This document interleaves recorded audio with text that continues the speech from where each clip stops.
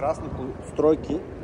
И това, което ме накара да снимам, е за да ви покажа как тази улица е превърнато в едно малко бонище, където се изхвърлят отпадъци, било то строителни и всякакви други. Ето тук стигаме до този прекрасно гладък участък, който е богато озеленен и с много разнообразни видове отпадъци.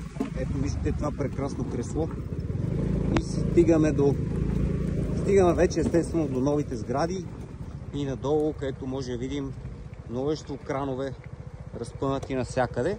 Тук отгоре излизаме на околовръстното. Това просто исках да ви споделя една част на Кръстова вада, която много от вас не са виждали. Това от мен за днес. Чао!